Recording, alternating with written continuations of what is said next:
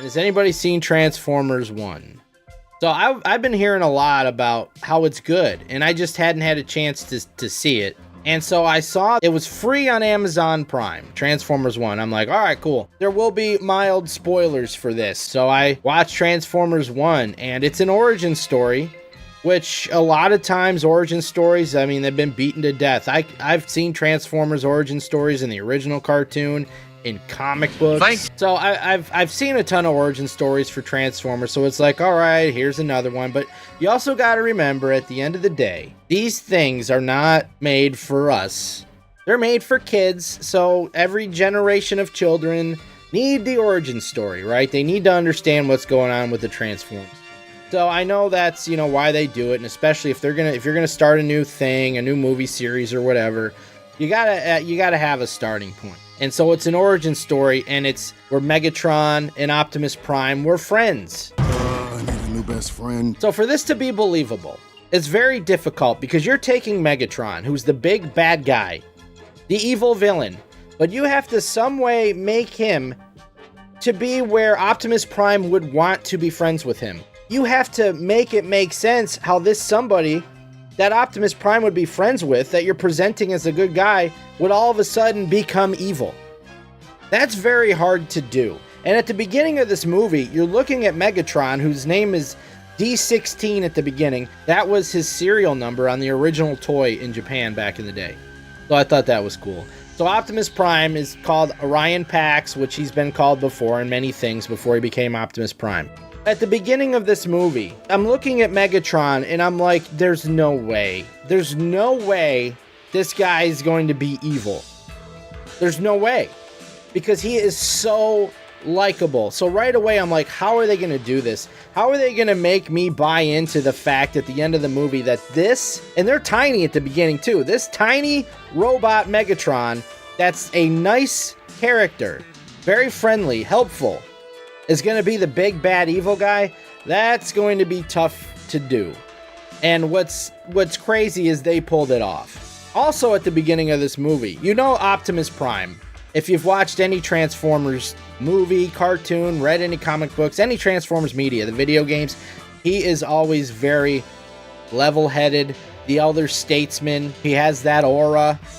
Man, at the beginning of this movie, he is reckless. He's like a teenager flying by the seat of his pants. So again, it's like, wait a minute. How is this guy going to be the things that I just described?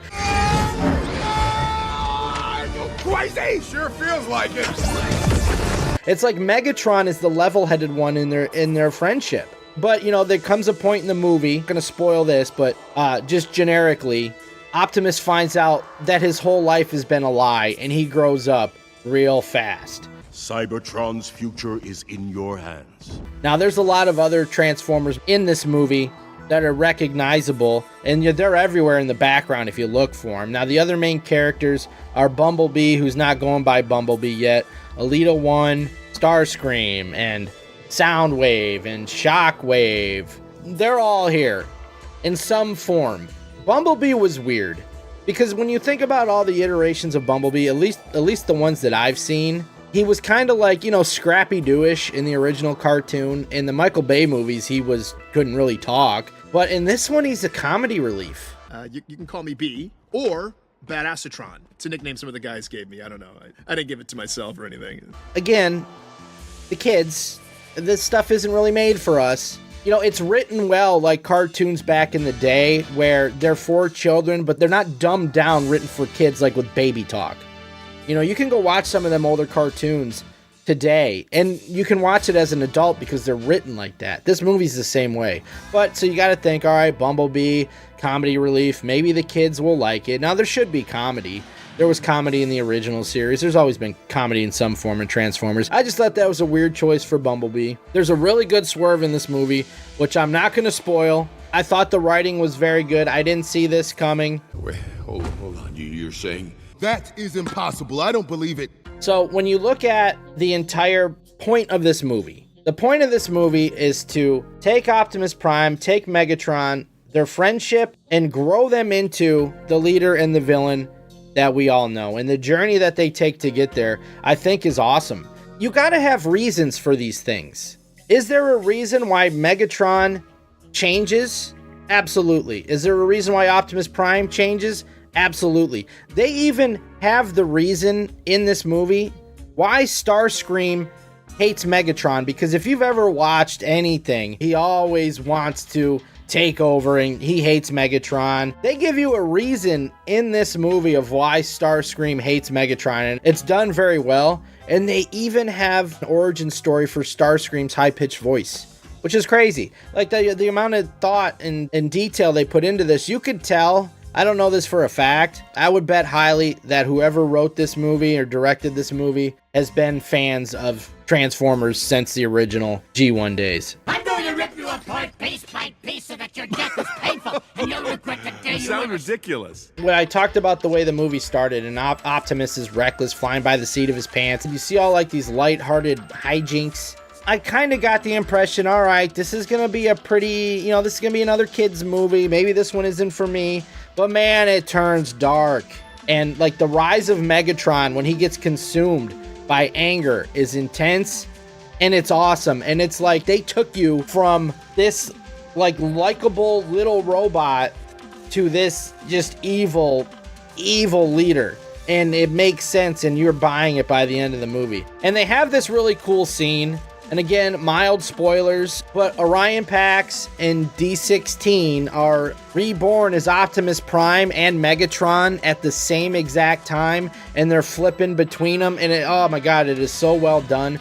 The only thing I didn't like, and this is going to be a slight nitpick, was with Megatron. Megatron has his classic black arm cannon, and it looks badass.